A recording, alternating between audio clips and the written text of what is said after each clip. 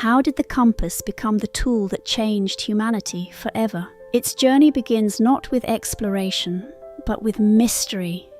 Beneath the twilight of an ancient Chinese battlefield, as soldiers camped under a veil of uncertainty, a device unlike any other turned the tide. A spoon-shaped lodestone balanced on a bronze plate, its handle persistently pointing south. It was not just a tool, but a guide, an oracle of direction. The world's first compass had entered history. The Chinese Han dynasty, circa 200 BCE, first harnessed the lodestone's magnetism, not for navigation, but for divination. Ancient records spoke of generals consulting the device before battle, trusting its alignment to predict victory or calamity. Yet it was during the Song dynasty, 960 to 1279 CE, that its potential as a navigational tool sparked daring acts of exploration. Merchants, braving the treacherous South China Sea, adopted the compass. Their livelihoods depended on it. A trader named Zhang Wei in 1119 CE etched his name into legend by navigating a storm that threatened to devour his fleet. Amid roaring winds, he clutched the primitive compass, a wooden bowl of water with a floating, magnetized needle, and guided his ship safely to Guangzhou's harbour.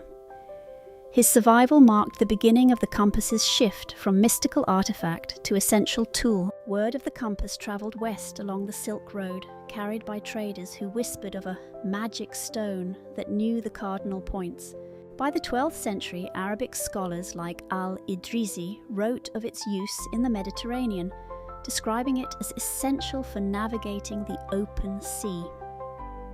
In Europe, it arrived as a harbinger of change. In 1269, French scholar Petrus Peregrinus wrote the first detailed treatise on magnetism. His work inspired seafarers like Christopher Columbus, who, centuries later, relied on the mariner's compass to challenge the vast Atlantic. Columbus's notes revealed a moment of doubt when his compass needle veered slightly west of true north. Fear rippled through his crew as whispers of the supernatural spread. Yet Columbus, trusting his instrument, pressed on. The compass didn't just guide him, it tested his resolve. Conflict soon followed innovation.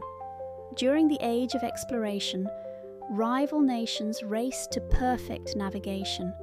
The English, Dutch, and Spanish fought over sea routes and trade monopolies, with the compass often at the heart of these struggles. Pirate captains like the infamous Edward Teach, better known as Blackbeard, were said to prize their compasses as dearly as gold. In the chaos of maritime battles, a steady needle could mean life or death. By the 19th century, science triumphed over myth. Sir William Thomson, later known as Lord Kelvin, revolutionized the compass with his 1876 invention, the dry card compass. More stable and precise, it became a symbol of modernity and exploration, empowering naval empires and ushering humanity into the mechanical age. Yet, its legacy is bittersweet. The same compass that guided sailors to distant lands also enabled conquests, colonial expansion, and the subjugation of indigenous peoples. It became both a beacon of discovery and a harbinger of conflict, forever tied to humanity's ambitions and flaws. And there you have it, a brief history on how the compass came to be. If you enjoyed this content, you may like this video on the history of time.